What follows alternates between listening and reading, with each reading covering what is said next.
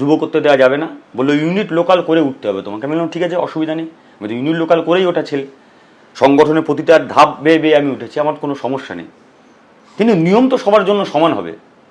আমার জন্য নিয়ম হবে তুমি ইউনিট লোকাল জেলা পরপর ধাপ পেরিয়ে পেরিয়ে উপরে উঠবে, আর কিছু পিয়ারের লোক থাকবে যারা একটা সংগঠন ছেড়ে আর একটা সংগঠনের ডাইরেক্ট নেতৃত্বের জায়গায় বসবে। এই দ্বিচারিতা কেন হবে?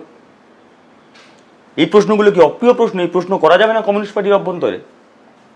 আমাকে বললো তুমি ক্ষেত মজুর করবে, তোমার গায়ে মেঠো মাটির গন্ধ আছে, তুমি ক্ষেত মজুর করো। আমি বললাম ঠিক আছে, ফাইন, কোনো সমস্যা নেই। তোমাকে নিয়ে রাজ্য স্তরের পরিকল্পনা, যে রাজ্যের নেতৃত্বের অভাব আছে, তুমি রাজ্য স্তরের নেতৃত্বের কাজ করবে। বললাম ঠিক আছে, কোনো সমস্যা নেই, মানে রাজ্য স্তরের নেতৃত্ব দিতে হবে, আমি কর্মী হিসেবে কাজ করতে চাই, কিন্তু কাজ করার জায়গাটা যাতে পাই।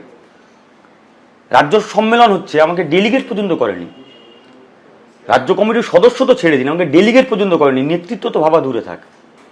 এতটাই অযোগ্য আমি কমিউনিস্ট পার্টির মধ্যে হয়ে গেছি, এতটাই অযোগ্য হয়ে গেছি কিছু প্রশ্ন করবার জন্য।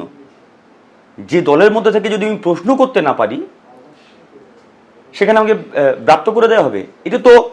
এটা শুধুমাত্র আমার ব্যক্তিগত প্রতিকূলের সমস্যা হচ্ছে, মানসিক দ্বন্দ্ব হচ্ছে এই জায়গাটায়। কদিন ধরে যা দেখছি রোজ, এই কমিউনিস্ট পার্টির সঙ্গে যে কমিউনিস্ট পার্টির স্বপ্ন আমি দেখেছিলাম তার সঙ্গে মেলাতে পারছি না।